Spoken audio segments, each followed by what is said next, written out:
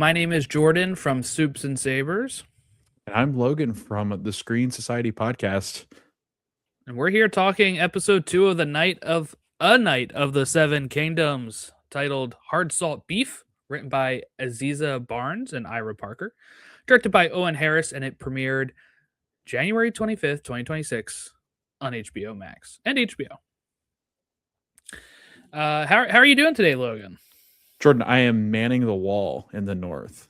Jon Snow and I are currently sitting on the northern border of Florida, trying to keep all of you northerners out of the White Walkers up there. Yeah, we're in the true north state. out here. We're in the beyond You are the White wall up here. Walkers. Yeah. You should see how much snow we have. And we're supposed to get more this weekend, supposedly. So ranging anywhere from, they said it could rival last weekend to just 3 other inches. So I guess we'll figure out, because we ended up with almost 11, so I guess I'll figure out as we get closer to it what's going to happen. Right. But today was the first day I could get out and actually get the car out and everything. Yeah.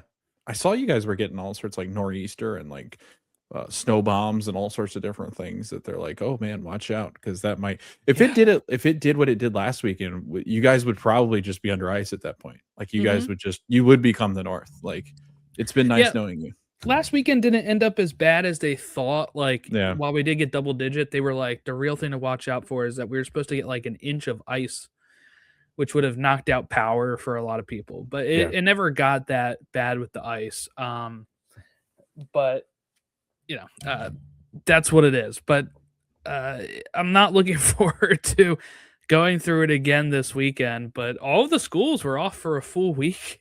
They already canceled for Thursday and Friday because the roads. I just went across the street to get groceries during my lunch break, and it was like, if there's 3 lanes to make a left, go straight, and make a right. Mm-hmm. Really only the middle and like half of those other lanes are open still. Okay. Yeah. So like the main routes and routes are open, but like the road that I get onto to turn onto a major one is still kind of rough, like almost 1 lane. So I'm going to try going in tomorrow.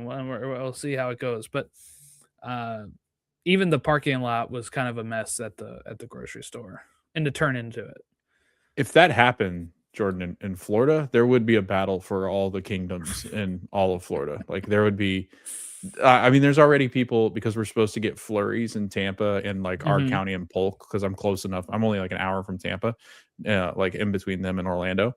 And like, we're supposed to get flurries. And I'm like, that is, the weather guys. It really is that scene from that scene from Game of Thrones where it starts flurrying in King's Landing. Yeah. What is like, this? Is this? I'm pretty sure this is Dragon Ash. But it's crazy. Like it really does feel. I feel like Jon Snow when he's sitting out there and his wind's blowing in his face, and like you could just see the He's got snow in his beard. Yeah. So speaking of Game of Thrones, just to make it clear too, we are doing a joint podcast for the season for Night of the Seven Kingdoms, which means you're hearing us both on the Screen Society and Soups and Sabers. And like I said, we're talking episode 2 of A Night of the Seven Kingdoms, which was called Hard Salt Beef. And we got to see something that wasn't really hard, but big at the beginning here of this episode. We open up with I don't know about big, Jordan. It's pretty small. Oh, okay. Man, we open up with a flashback to Ser Arlan as Dunk is trying to get the other knights and lords to vouch for him. He's just giving all these, kind of thoughts about who he was as a true knight and everything. And we see him come out of the shack and he just starts whipping it. He's naked. He starts peeing right there. Obviously a prosthetic. I think I read an article. There was an article that came up about how they did it and stuff, but I'm assuming, anytime somebody like throws up or you get something in these shows, they usually like run a wire, like a tube of anything. And that's why like TV shows, it'll look weird when characters throw up, is because they usually have to put their hand like this to block their face, and then of course it shoots out like that. Yeah, I'm assuming the tube for the pee is just in the prosthetic and it just starts going, and I'm sure they can digitally remove some of it, but they did not have to, they didn't digitally remove the penis there. Yeah. So I'm shocked, Logan, because I feel like he should be easily remembered then with this. So I was making this joke online. I was like, the knights might not remember him, but the ladies do. Yes, he's a Yeah. ladies' man. He was. I didn't know that Ser Arlan was a ladies' man, but yeah, we got Jordan. Now we've got a penis and a poop. What else is next? Like, I'm pretty excited to see what other bodily function we get to see. Yeah, that makes me wonder if George R. R. Martin was watching this scene like, what the hell? I didn't write that in there. Ira Parker was like, I mean, this is what these people do. I'm like, yes, Ira, but we don't need confirmation that he pisses. Yeah, that's probably what George is thinking. But George really likes the show. He worked pretty well with Ira on this. Yeah. And has a little bit of Game of Thrones news, I guess, is that George is nowhere close to still finishing Winds of Winter 15 years later. Did you see what he said? He goes, my dying wish is to get that done. It's like, yeah, and he also wants to do 12 novellas. Yeah. Of this, and he's got 3 done. I'm okay with that, actually. I'm actually okay with he that. He can work faster on this, I'm yeah. assuming. But he gave, I guess, this. the other outlines to Ira Parker. But I'm like, look, this is where Game of Thrones kind of went off the track a bit. Just write the novellas, George. That's a good point. Just write the novellas. Yeah, that's a good point. I don't know if we're getting 12 seasons of this show to begin with. It makes me wonder kind of what the end goal is for this show, because I think it's nice as just like, we've talked about the different of tone of this show compared to Game of Thrones and House of the Dragon, more so House of the Dragon, because Game of Thrones season 1 kind of has these bits and bobs in it where it's kind of humorous, but these characters do have an ending in A Song of Ice and Fire. Like, there is allusions to their fate for Duncan Egg. There is it's going to be in the next book he's writing, the sequel to Fire and Blood. I think they're calling Blood and Fire or something, but it's Fire and Blood was the Targaryen history that they based House of the Dragon off of. He's writing a second book of that, which I don't know if he's made any progress on that. It's becoming a trend, but he's that kid in school, Jordan, that promises you better results but he just can't get there. He gets too distracted. I think what it is he, he said he put all of those aside to start working on Winds of Winter. All right. And he's still at like 1,100 pages, which is what he was at like in 2020, I think he said. So look, he also goes back and changes things as he's right. So he could have actually be making progress, but it just ends up where he's deleting pages and adding different pages, and it's just almost the same length, So it's like that could be what it is too. But my concern for this is, like, I think each of these seasons, from what I understand of the novellas, are pretty standalone adventures of Dunk and Egg. So really, this show doesn't need a definitive ending. So my wonder is, I guess if it's popular, which so far it is, the ratings have been great through the roof for the first season, for the first episode. We don't have them in for the second one yet, but for the first episode, it was pretty high, and it's still on HBO Max, like top shows and stuff. But my wonder with that is, I guess each one they could just make a season each time and just think that maybe this is the end. That they're already filming season 2, or they're starting to film season 2 like this month, so it can release next year. I'm assuming they'll do the same thing for season 3, start filming during season 2, and kind of get this out yearly. But do you think that this show ends at season 3, unless if George comes out with the 4th novella, or do you think they do push and go to his other stories? They're not going to make 9 more novellas. He's not going to write 9 more novellas before these characters and actors are too old, and it takes a year to make one of these seasons. Like, we're not going to end up with like the guy who plays Egg, the kid who plays Egg, Dexter, right? Dex, we're not going to end up with him being like taller than Dunk, like still making these seasons. You know what I'm saying? Like that's gonna be hard to do. He's 6'5", so yeah. Dexter's very small. That's why they casted him. No, I think we're setting up to. I think that they have plans, Jordan, to go at least 5 or 6 because I feel like they're doing what they were doing with House of the Dragon. Is House of the Dragon's going to have now 3 seasons, and then this will be done with season 1. Season 3 will premiere.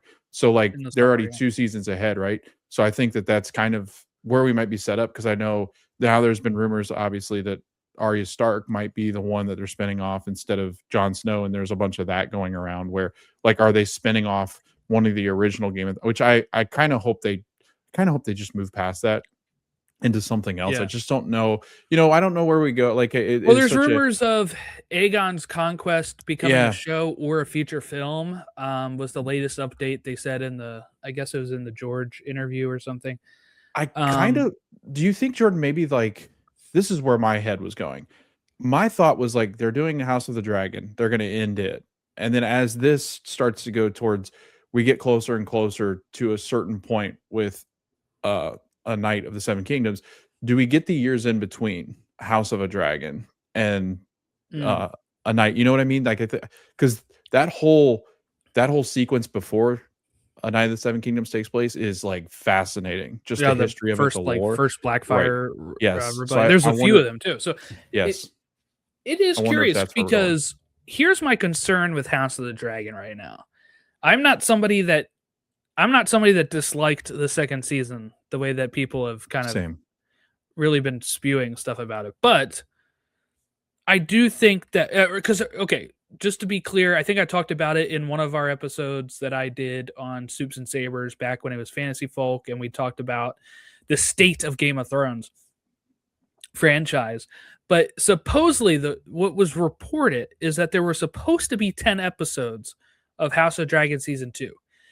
And during the writer's strike, HBO cut it, or WB, somebody up there, cut it down to 8 episodes because of the strike and because they weren't done writing the other 2 episodes, I guess. And they just had to kind of make it work as a finale, which is why it seems like build up to a battle that doesn't happen is because that was originally supposed to be like episode 9 and then episode 10 would have been something else. Now they then are moving those episodes into season 3, but they're still only getting 8 episodes, I believe. So now they're going to have to like truncate even more. They just came out and confirmed for sure that season 4 is the final season of it. So we only have 2 seasons left of House of Dragon. As somebody that read Fire and Blood, there's still a good bit to go. Yeah. And also my favorite part of that book was the fallout from after the war, which I'm now scared they are going to just ignore. Yep. It introduces a great Stark character. Like it is so good that now I'm kind of like that's where I'm kind of like I don't know how they're going to do this in 4. With this, I think what's been so good is that this is a novella, obviously. So it's only 80 some pages, but we're getting 6 episodes. Yes, they're half hours, but so far they've been paced very, very well. Mm-hmm. And we're getting added scenes that are adding characters that are going to be important later on in this season to introduce them so they don't come out of left field in the final episode of the season. But it just feels better. Like it feels better because I think I mentioned this last week. They are taking the words and a lot of the actual dialogue from the book that George wrote and putting it on screen, while like House of the Dragon is a almost like history textbook that they are having to convert into those scenes. So it is a little bit more uneven in that regard. I guess my main worry is like, are they going to try to get us to the end of these characters as a whole that happens in the actual timeline? Yeah. Because if so, that's way and way down the road. Or is it just like, this is our fun Knight of the Seven Kingdoms, Dunk and Egg journeys, and that's all we're going to get. Not to go on a tangent there, but we just did without even really talking about the show. But I think it was a good conversation on how it's going. Yeah. Okay, so we also see that during this Lord Leo Tyrell, as we're introduced to the Tyrells of this time, says that he doesn't remember him. Dunk was like, "Hey, he always quoted this thing you said," and he's like, "Nope, don't remember him." Now, knowing what we know about the Lance story with Baelor later, do we think that Tyrell actually said this to him? To Arlan, or is it like Arlan was kind of spinning some stuff for Duncan, or is it just like supposed to be that just Tyrell's the Lord and doesn't remember him, but he did say this? I do feel like a little bit of both, because there's where Makar makes a comment in a scene with Dunk later. He makes the comment of like, why would you remember a lowly hedge knight? Like, yes, I think there's some of that. I do think that, and these people were drunk off their tail. Like, we've seen so many drunk people in this show and in this universe where, I mean, I could see them not remembering Arlan, but I do think it is interesting, Jordan, that if he would have recognized something that he said all the time. You know what I mean? Like, Tyrell would have been like, "Oh yeah, no, I do say that all the time, so you must be telling the truth." But I think it's a little bit of both. I do think that there is some of the, well, I don't want more competition, because he doesn't really truly know what this person is up. Like, Duncan is he good? Like, is Dunk going to be somebody that is a challenger? I think there's a lot of that. But then also, I mean, this dude he's probably run up against so many knights he really doesn't remember. Yeah, I think you can kind of probably read it as both ways. I'm assuming we're supposed to read it as just Tyrell doesn't remember him because of, like you said, like, it's just a hedge knight, right? Like, even though the thing he says is that hedge knights are like the, like whatever that quote is, like that they're the heart of something, whatever the quote was, I can't remember. But, it does seem like maybe he was just spouting off for Arlan, and then doesn't actually remember saying that, or who knows. But he's really striking out here, Dunk, and we get then the Targaryens arriving, and we're introduced to the Targaryens of this age. As of note, we are not spoiling anything past this in the novella and that. So what we'll say here is that the Targaryens arrive.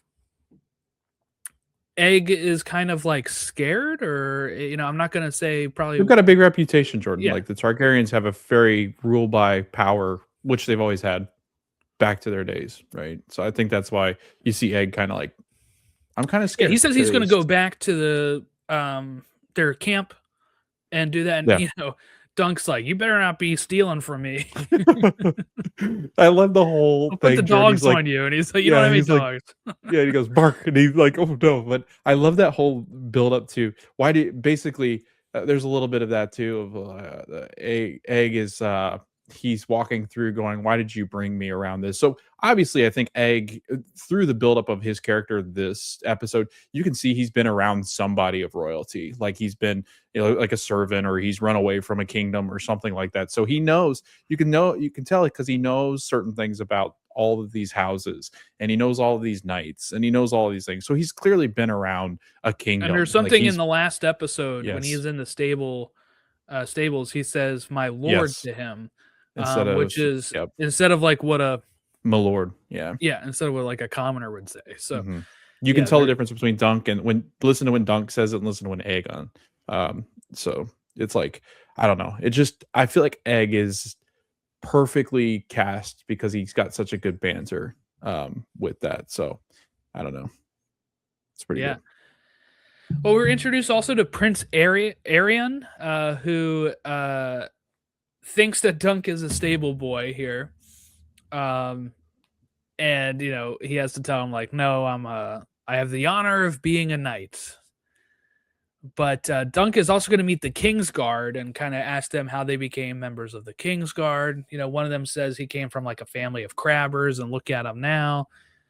we'll later learn that like his family is still well-to-do. They are like the Crabbers. Yeah, So like they're literally Maryland. No, I'm kidding. yeah, exactly. That's what I And kept thinking. I was like, it's Jordan. that's my house sigil. Yeah, that's what I So figured. but that's another instance right there where you're saying Egg knows them. Yeah. Like he's the one that says that, and they're like, "How do you Oh know yeah. that?" Yeah. Um, Yeah. Oh, Egg's onto everything though. Like Egg is smart. You can tell he's very observant, and he's on to everybody. Like this kid is on all sorts of, mhm. like, especially Dunk. He can tell what Dunk's thinking and what he's, there's a scene coming up we'll talk about that I really love, but you can tell he's just on everything, and he can tell what's coming because because of who he's been around or what he's been around, which is interesting because it's like, you're starting to go, who is this kid? Yeah, that's the question here. Dunk goes to see like the list keeper for the tourney, and as he goes in, he overhears the Targaryens who are uh, talking in this room here. We're introduced to Baelor and Magar, and who Magar has two sons who are missing, Daeron and Aegon, missing. Baelor gives a little quiz to Dunk here about Arlan and like the history of certain knights that Arlan has faced to kind of see if he actually does know his stuff. And then he says he will vouch for Dunk, but he tells the story about how Arlan broke 4 of Baelor's lances. Dunk pipes in and says it was 7. Baelor corrects him and says it was 4, but the stories grow in the retelling.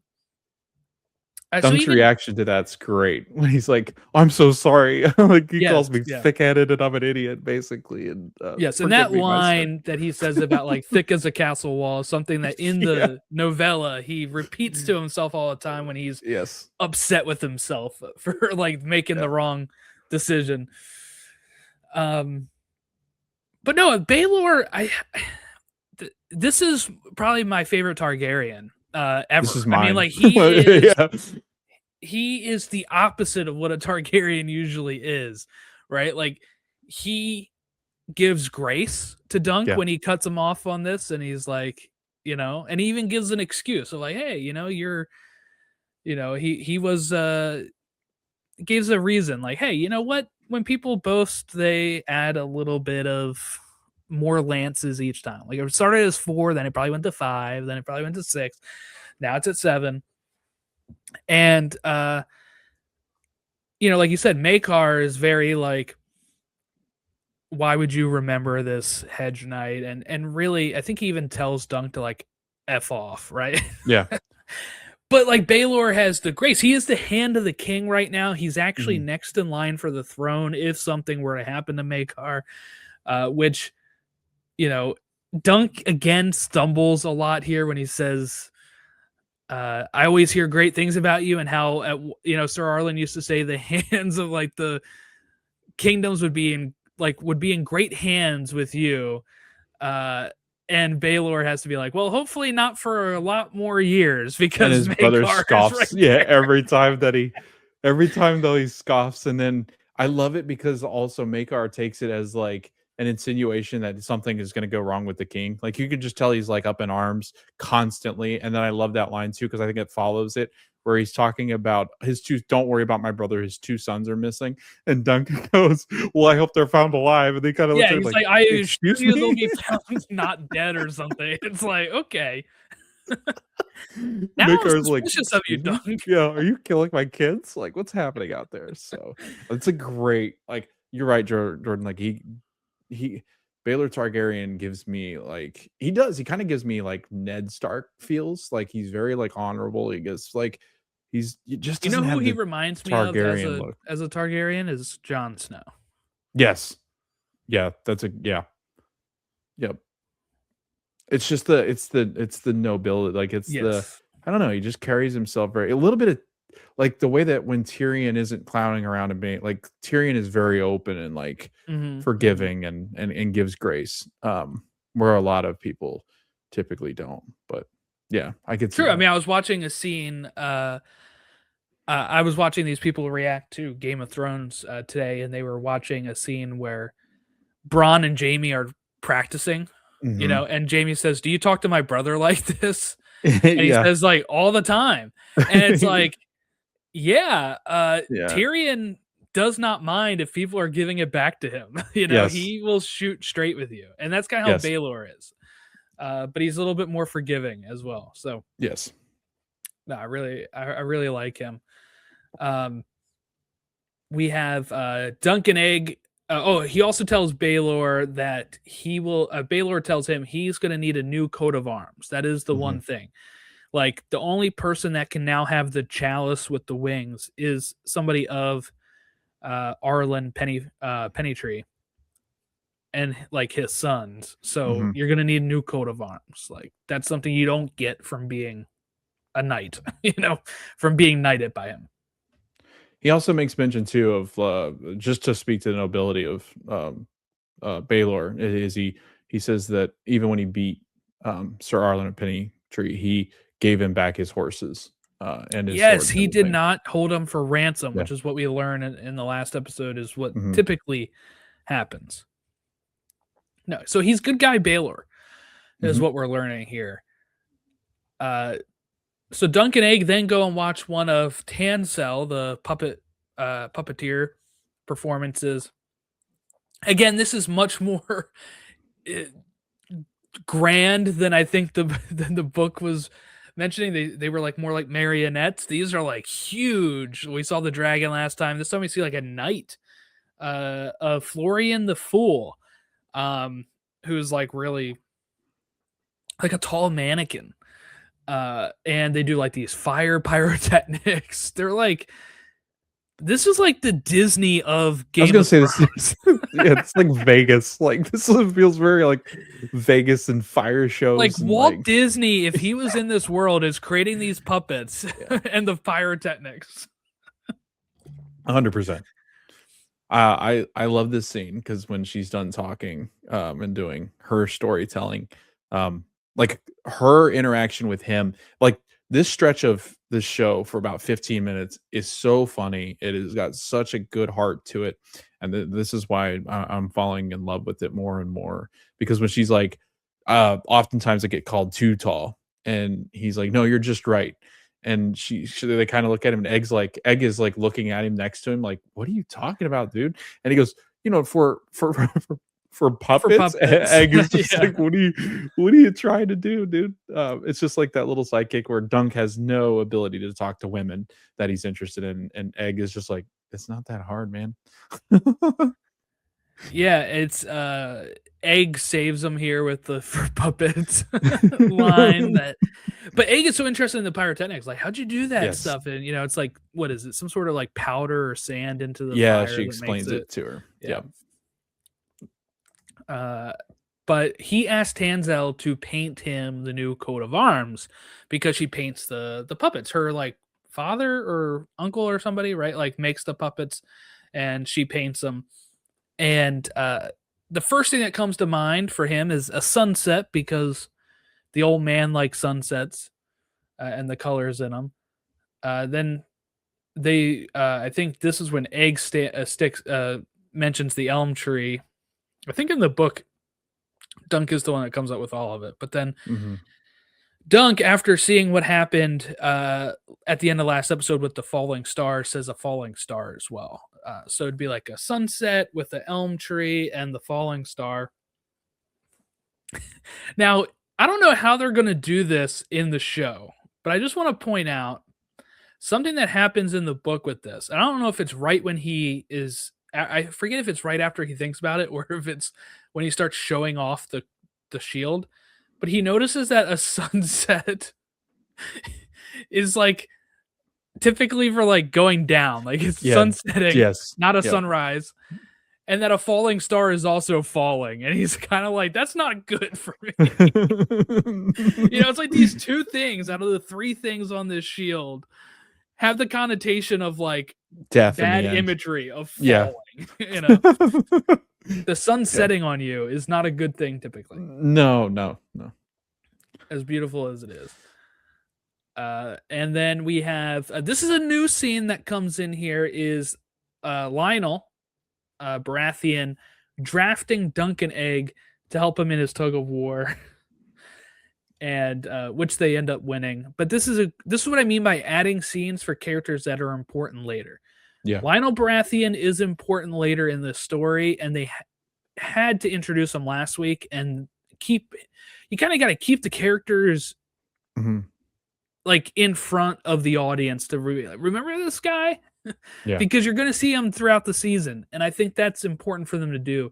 And this is also a very fun scene because you have Egg hanging on the rope, like not even feet on the ground. Oh yeah, not helping at all. Yeah, yeah. And then Lionel, and even Lionel not helping. Yeah, he's like, I'm out, dude. Like, yeah, he's doing his little dance that he usually does, and it's leading up to this scene where it was my favorite part of the whole episode is when they're sitting on that table looking at these guys playing tug of war, and and Dunk is sitting there, and Egg is talking about the fact that he wants to become a knight someday, and he goes, but I'm just too small, like I'll never get to that. And Dunk says, well, I always got told I was stupid and dumb for doing things, because he's trying to reassure Egg, like, you can do whatever you want to do. And he says, yeah, everybody always used to tell me I'm dumb. And he kind of leaves it up for Egg to be like, no, dude, you're not dumb. And he doesn't say anything, and he goes, and then Dunk's like, well, I don't know, like, there's always these moments, Jordan, where like his advice stops because he's not the smartest guy. So it kind of like just kind of stops with his advice, and he doesn't really know where to go next. And Egg's like, dude, did you die? What just happened? So it's one of my favorite scenes because he's just like, you get it. I laughed out loud for that one. That was good. Yeah, their dynamic has been great, and they end up winning, right? The Baratheon side. And then we kind of go back into what an actual book scene. Now, this is out of order, and this is what I was wondering if they were going to still do this last week when we were talking about it. But this is something that happens that first day when he's putting in his name in the list, or trying to, is that he meets an armorer named Steely Pate. And this whole exchange here of like, I got 200, it's going to cost 800. I can give you 200 now. And then he has to go sell the horse, Sweetfoot, and hopefully try to win her back, and, win with the winnings, buy her back. But just the type of guy Dunk is here when he sells the horse and gives some of the money back to say, hey, use this to give the horse oats and an apple,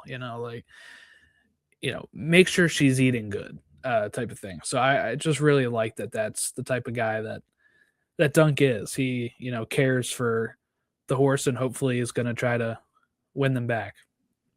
Yeah, it's so cool because like throughout this whole arc so far, and throughout the first 2 episodes, you get the sense that everybody that Dunk encounters, they know that he's Hedge Knight, and oftentimes you actually hear them reference the way he looks or smells, because they do the same thing when the Targaryens arrive. That they make they say, you smell like you're not of a house or a kingdom. And his belt is still a rope belt, right? Yeah, he's still walking around. I mean, the dude looks like he wandered out of the bushes. But again, like you see this throughout these 2 episodes, and then Jordan, you can see a very human side of Steely Pate. Like, he is very much, he wants to upcharge because all these knights can afford it, and this guy is very talented in the armor that he makes. But he's like, I can give you the most basic things for this, and he's trying to help him out. But you can see it in his mind, like looking at Dunk as he's really struggling. Like, man, I can't afford any of this stuff. And he's trying his best to help him out. But I mean, the guy's got to make money too, and he's kind of in that same situation, probably a little higher, obviously, than a Hedge Knight. But like, Steely Pate's kind of, but it's such a cool moment. It's a heartfelt moment because of the horse, and you get a sad little goodbye for now. And then we get the actual tournament beginning, which is at night. I think this is for the show. I don't remember it being night in the novella. I feel like it'd be tough to see what's going on if you're. Yeah. I feel like they would usually do it during the day. Right. And this time, yeah, right. In these days with no electricity, it's kind of like. Especially if the Targaryens are wearing like black armor, you're like, I don't know who's winning. So we get this first jousting matches, which is, by the way, Maryland's state sport, jousting. That's a fun little trivia bit that nobody ever gets right. And we get Prince Baelor Targaryen, and we get a Tully here that are in the participants. And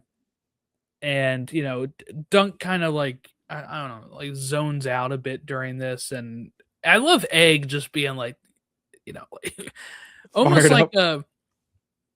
like a soccer hooligan who's just like shouting, yeah, Yeah, like put me up he's on your really shoulders, like get me up. I want to get up on this fence. Like I gotta get to where I can see the game, yes. the match. So he's very excited. And later, they're back at their camp, and he's acting out like the Blackfired Rebellion. He's like, Yeah, he's telling them to get down or like stay down, and he's just playing, and he sees that Dunk is kind of pondering, here, and it's kind of where we leave the story here. But so I guess overall, what do you think here as we're a third of the way through already? yeah. Again, like I said, I think the rating and all the reviews that you're saying online across the board and how high this show, like it's getting all the way up to like 94, 96%. It's like right in that sweet spot on Rotten Tomatoes. And the audience score is fantastic across the board.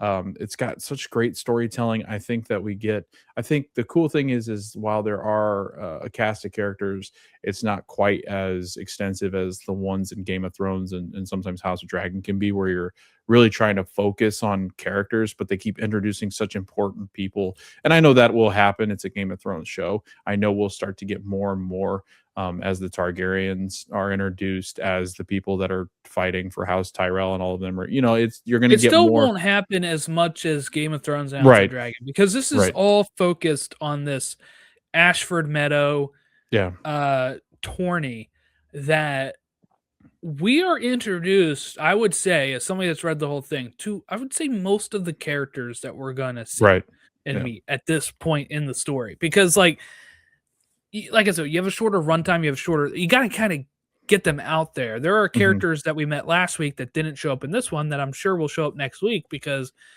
they're going to have to keep those in front of the audience, right? They probably don't want too many episodes to go by before some of these characters appear again, because people will be like, who are those guys again? Yeah. I mean, we've talked about it before, but Game of Thrones, like that was a show that it took you a bit to know everybody, right? And same thing, like my first watch through, I had the DVDs and it had this nice family tree type of thing. But I just know, like, when I would sometimes be talking to it about it to like my parents, and they're like, which guy is that again? If I'm talking about some like side character, not like one of the main guys. They all knew the main guys. But if I'm saying like a side character type thing, they're like, wait, who are you talking about? I'm like, remember that guy that did that? They're not going to want that for this. So like I'm assuming, since it is so focused, we're going to see a lot of these characters just over and over again. I'm looking at the episode titles for the next two.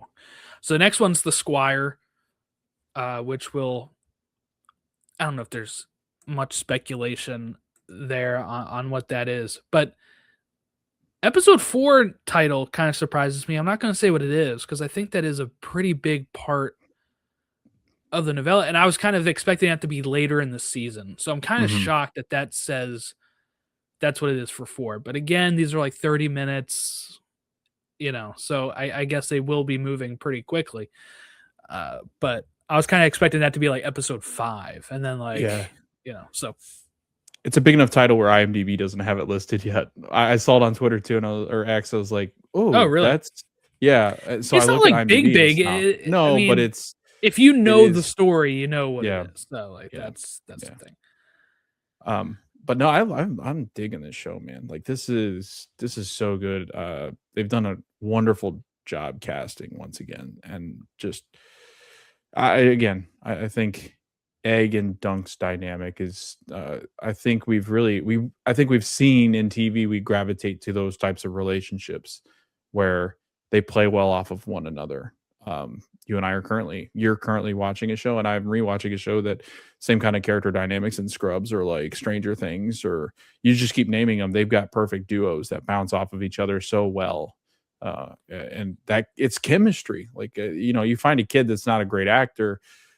I'm not sure that this quite works like you would really want it to. It's cool because Ira Parker has to take a lot, like you said, Jordan, back in last episode. It is so heavy and introspective, and like it's inner dialogue happening a lot in novella. Not really much dialogue between Dunk and some of these characters that they're having to try to build, which is a very difficult thing to do. And I think George knows that as he begins writing other things.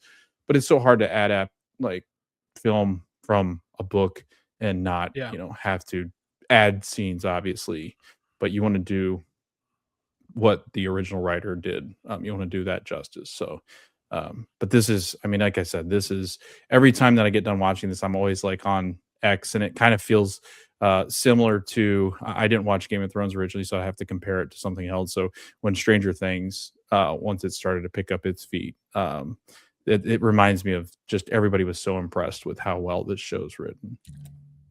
Because here's the thing, I saw a lot of talk before the season, right? Like the day that it premiered, a lot of people on Twitter being like, "This show has had like no hype. Like a new Game of Thrones show is coming out and nobody's talking about it." Well, it got 6.7 million viewers in its first 3 nights on HBO Max and on TV, but that is the third largest 3-day viewership for a series debut in the service history. So, I mean, it kind of gained traction after that first night. I feel like everybody, is probably watching some football, and then they see the good reviews and are like, "Oh, okay, I guess I'll check that out." So that's pretty big for that. I mean, if you think about it, if I were to just go look right now at what Game of Thrones launched with, the original, it was not near that. Okay. Now, obviously, they didn't have HBO Max at the time, but season 1 premiered with 2.22 million viewers. That's in the US. I don't know how they do all that, but that's it. Like, and it was very low amount. It didn't hit the numbers that we're looking at right now for 6 million until season 4. Now, of course, I think HBO might be counting that as worldwide, maybe. I don't know how they're doing this. I don't know what Game of Thrones worldwide ratings looked like, but if I'm just basing it off the numbers I have access to, we're talking about like the premiere is getting season 4 numbers for Game of Thrones. And that's when it was at like, that's when it was really picking up steam. Like season 1 and 2 were 2 million, 3 million. Season 3 was 4 million. Season 3 was 4 million. Season 4 is when it gets to 6. Season 6, it hits 7. Season 7 hits 10. Season 8, it hits 11. Like it started becoming huge in those later years. But I think one thing I really like too is that this is yearly. I just looked it up. They started filming back in December of last year. So they are doing that. Game of Thrones with 10 episodes a season that were hour long was yearly. It was yearly. April 2011, April 2012, March 2013, April 2014, April 2015, April 2016, July 2017. So just a little bit more than a year there. And then the only season it didn't have anything was 2018, as they were doing the 6 episodes for season 8, and they really spent a lot of time, and those episodes were so much longer and stuff. So I want to get back to that. It's been 2 years for House of the Dragon each time, and it's like, if we can get this every single year for 3 to 4 years, I don't really know how they're going to go with it, but that would be, I think, a pretty great run for a show like this. Yeah. There has been rumblings of the streaming kind companies and the entertainment companies that own these streaming platforms, that they realize that people aren't really thrilled with the way that they've had to wait for certain Yeah. things. I think that there's a bigger focus on getting back to what it, especially with Jordan, the amount of episodes that now take place. Like, used to be, it'd be 24 that the networks would buy, even for hour-long shows, they'd be in the 20s. Now they're only doing 10. They've got a higher budget, a lot of these shows. They can do this quicker. So I think that's where there's a lot of like fans kind of pushing back, like, hey, like, I know that you guys want to perfect this, and like there's a lot more CGI at times, and there's a lot more production stuff like that. But like these companies are so much bigger than they were back then. So it just, Well, yeah, I mean, I think it's frustrating. HBO used to always be 10 episodes. Like Game of Thrones Yes. had 10, Yeah, Curb Your yeah, yeah. Enthusiasm had 10. Like Yep. I think Sopranos, Wire, all those shows had like 10 episodes consistently. And then Everybody adopted that almost. cable kind of went with like 13 to 16, Yeah. right? Maybe 18. And then when streaming came out, like House of Cards was one of the first streaming shows that went with 13 because that's what cable was doing. But then at a certain point, these shows started going from 13 to 10 to 8 to 6. To short But then, series. even then, it's like they Yeah. started going from yearly to 18 months to 3 24 years. months to 36 months. And you're like, okay, like the good thing is they're like network TV is still doing the yearly thing. But the thing with network TV right now is it is all, if you're not watching sitcoms, it is all police procedurals. They have a whole night of Chicago Fire and Yes. Chicago PD and Chicago Med. Yeah. whatever. Yeah, Med. Yep. And then they also have like CSI this, CSI that, 911. Yep. this, and 911 this, 911 that. Yep. Each one of these networks have their own Multiverse. yeah, they either have one or two of these, Law and Order, right? Yep. And there aren't a lot of TV shows that have this type of not fantasy, but I mean like complex storytelling that are weekly episodes that get any amount of good run on TV right now. So that's one thing I really miss about TV. Like you and I are such TV heads, you know. Like this Yeah. is. Yep.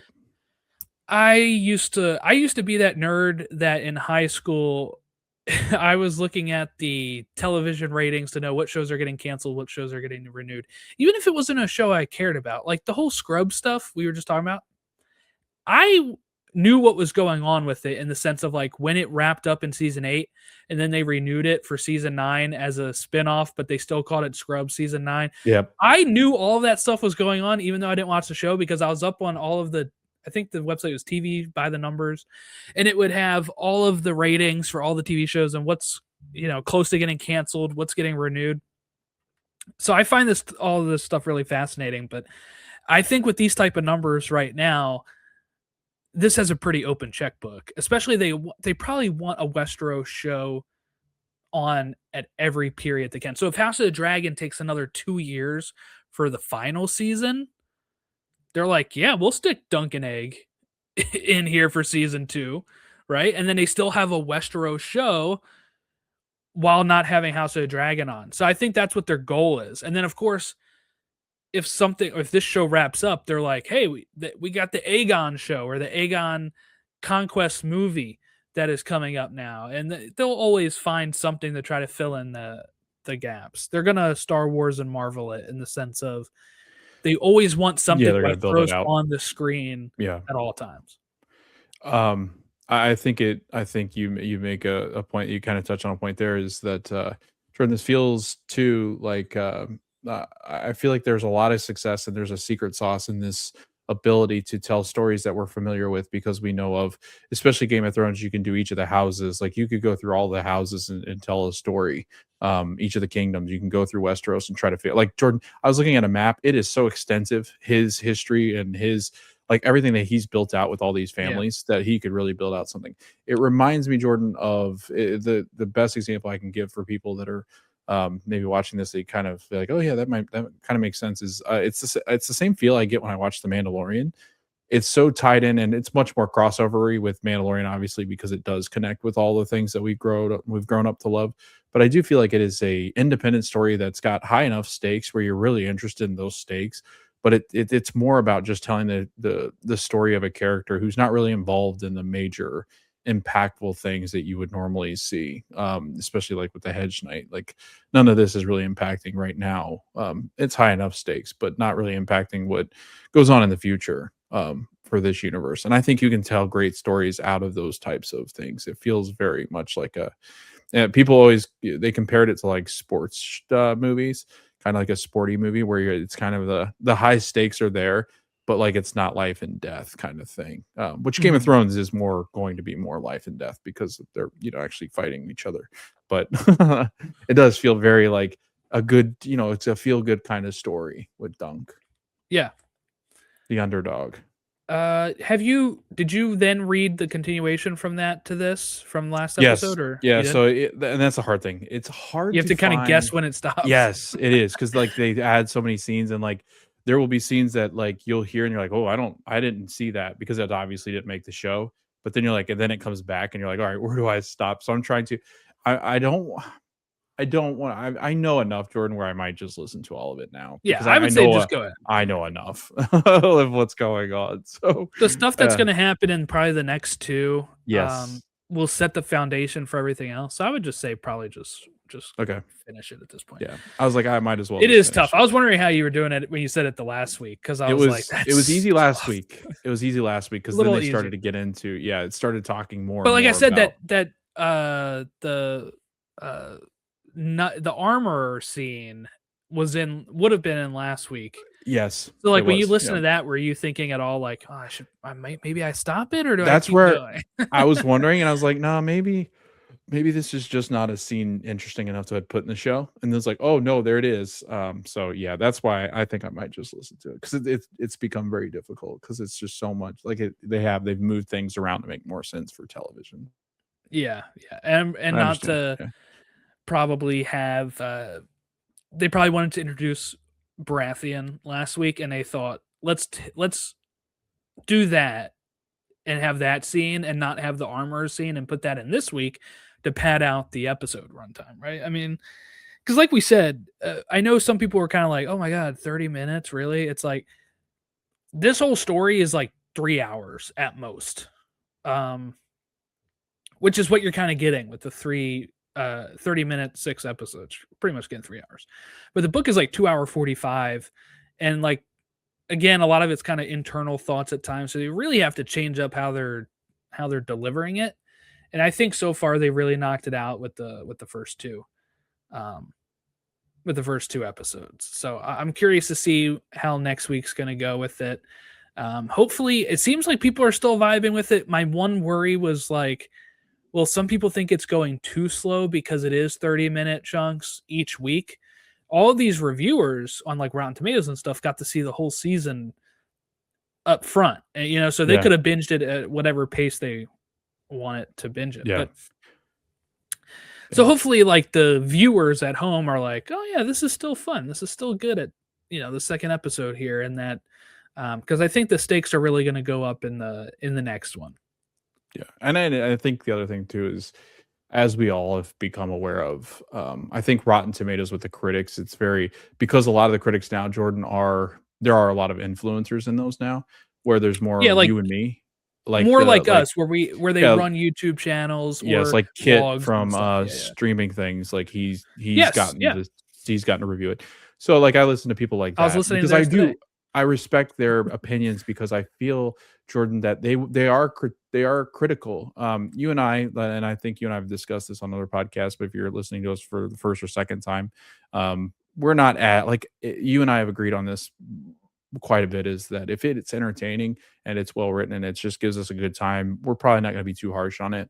But like with this, Jordan, I feel again we're kind of, it's so hard to find a good spot to really go, and except for X, and that's such a cesspool because so much of it's robots now. It's so Yeah. hard to find, you know Look at what I any mean? Like, it's hard popular to find post on people. there, and you Yeah. see the same responses back and forth. Yeah, It's like, "Oh it's the my exact god." same crap. It's like, yeah, and it's all them copying each other, and you go click on it, and their location is like Iran. And I'm like, well, Yeah, yeah. that is not a real person. But yeah, it's just so tough, Jordan, to find, and that's why I hope that that's what I hope podcasts do for people is like that's where I would go if you're looking for good reviews and commenting back and forth. Go to those podcasts and see what fans are saying because a lot of times I know streaming things does like a Q&A, like a mailbag, which you and I would love to do eventually if that ever became a Yeah. thing where we have people typing in and writing in. You get a real good sense of listening to people's podcasts that are not with a certain network or streaming platform, that you get real sense of what people are feeling about shows.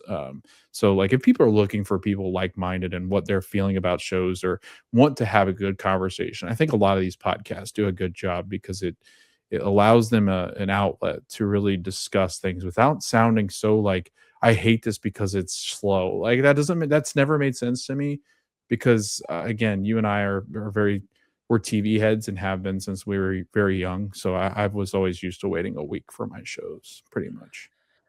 And the thing that I always miss is, I know people complain about filler. I do miss filler episodes for stuff where you get to just spend more time with the characters.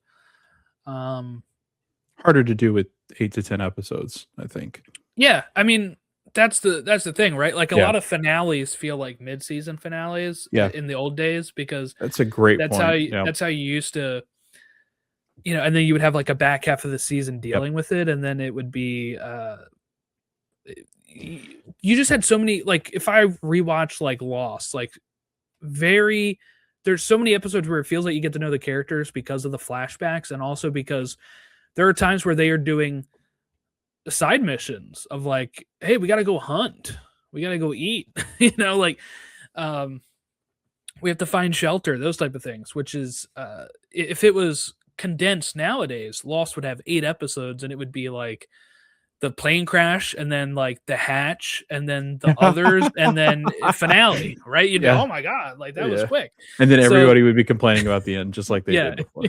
that's true. Some things will never change. But yeah, so I am very happy with these 2 episodes.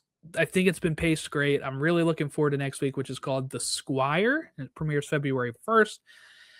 Episode 4 is supposedly premiering on Super Bowl Sunday. I know sometimes they bump it earlier or bump it later when it's running up against that. I'll be curious to see what HBO does.